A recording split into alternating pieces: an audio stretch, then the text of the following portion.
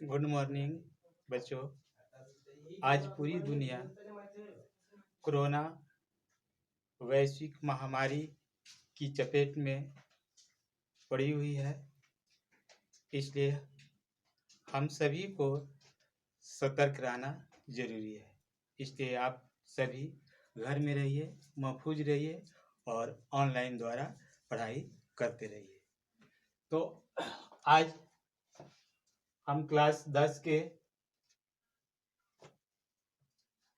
Chapter शुरू कर रहे हैं। सब्जेक्ट हिंदी है, हिंदी में व्याकरण है। तो आज हम सबसे पहले संज्ञा के बारे में पढ़ेंगे। तो संज्ञा, जिसको अंग्रेजी में नाउन कहते हैं, तो संज्ञा का शाब्दिक अर्थ होता है नाम। कोई भी पूछे कि संज्ञा का शाब्दिक अर्थ क्या होता है, तो संज्ञा का शाब्दिक अर्थ नाम होता है, या इसे महानाम से भी जाना जाता है, क्योंकि संज्ञा शब्दों की सूची बनाए जाए तो उसमें असंख्य शब्दों की सूची तैयार हो जाएगी, जिस कारण इसे महानाम से भी जाना जाता है। तो हम संज्ञा की परिभाषा बता दें कि किसी व्यक्ति, वस्तु, स्थान, भाव आदि के नामों को संज्ञा कहते हैं। किसी व्यक्ति, वस्तु, स्थान, भाव आदि के नामों को संज्ञा कहते हैं, अर्थात नाम को ही संज्ञा कहते हैं। जैसे राम, पटना, दिल्ली, बुढ़ापा, सोमवार, कलम आदि, ये सब के सब नाम है।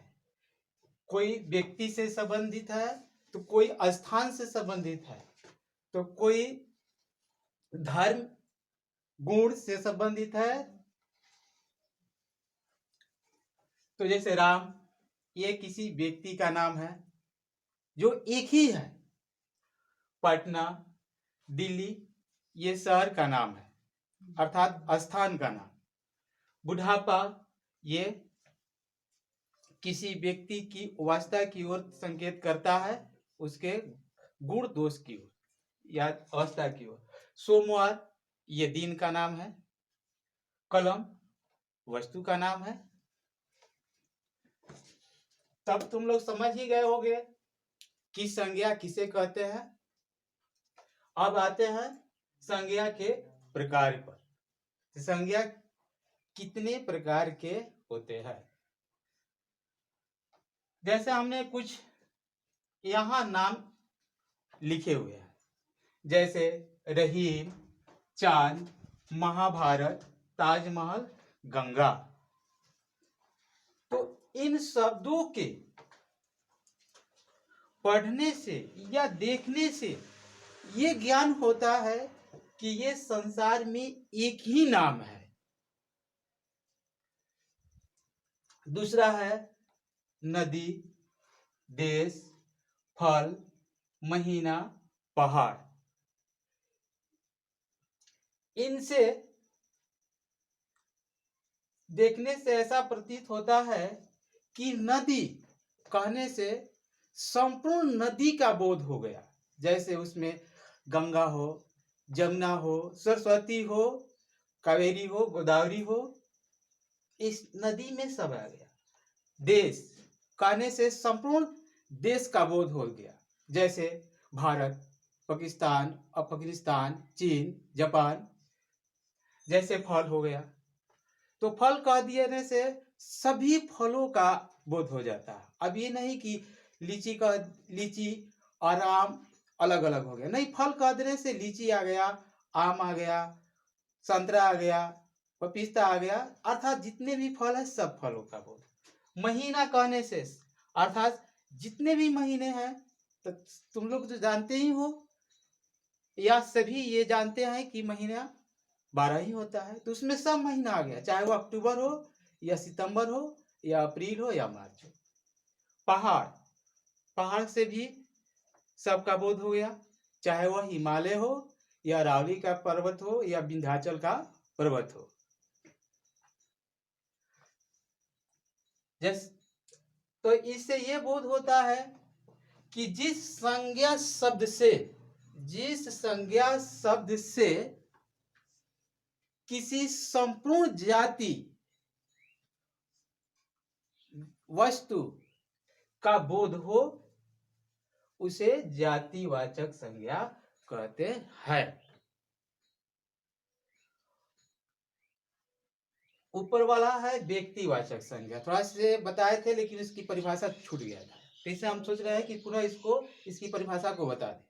तो व्यक्तिवाचक संज्ञा तो किसी खास व्यक्ति, वस्तु, स्थान का बोध हो उसे व्यक्तिवाचक संज्ञा कहते हैं।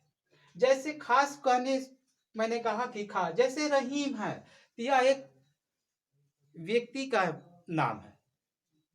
तो मान लिया जाए कि कहीं व्यक्तियों का समूह बैठा है, तो उनमें से किसी सभी व्यक्तियों को नहीं बल्कि उसमें जो रहीम है उन्हीं की ओर इशारा किया गया, उन्हीं को बोध किया गया, इसलिए यहाँ रहीम खास हो गया। जैसे चांद है, तो जानते ही हो कि संसार में एक ही चांद है, तो उसी चांद को बोध किया गया। महाभारत, ये हमारा एक धर्म ग्रंथ है। ताजमहल,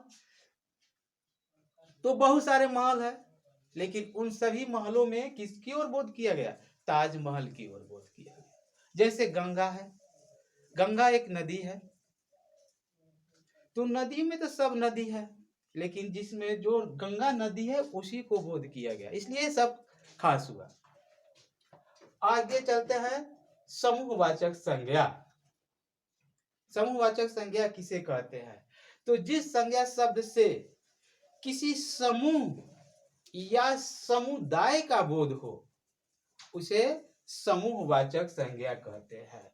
जैसे सेना, सेना कह देने से इसमें बहुत सारे व्यक्तियों का समूह होता है। एक व्यक्ति के मिलने से तो सेना का निर्माण नहीं होगा, इसलिए सेना कहने से एक से अधिक व्यक्ति का बोध होता है।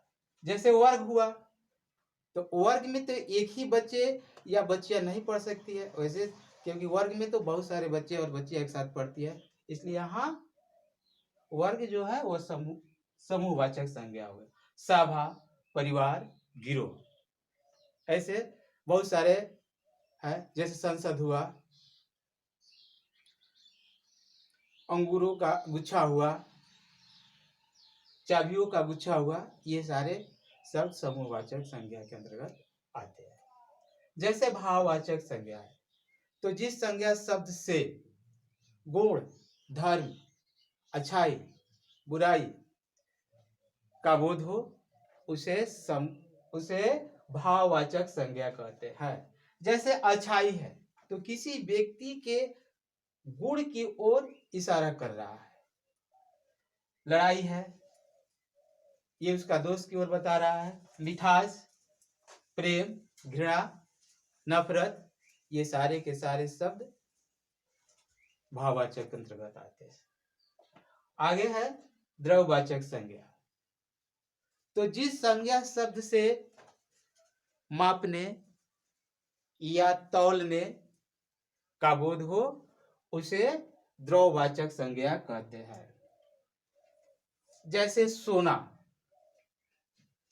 तो यहाँ सोना जो है वह धातु है जिसे नापा या तौला जाता है। अब ये मत समझ लेना कि सोना कहने का मतलब है यहाँ सोने से, ये सोने से मतलब नहीं है, बल्कि यहाँ सोना ये धातु है जिसे आभूषण बनाए जाते हैं। चांदी है, हीरा है, पत्थर है, सीमेंट है, नमक हुआ, तेल हुआ, चीनी हुआ, ये सारे के सारे जो नाप तौल या ये कहो कि जिसे नापा या तौला जाए वैसे पदार्थ को ही द्रव्यवाचक संज्ञा कहते हैं। समय के अभाव में और आगे बताया जाएगा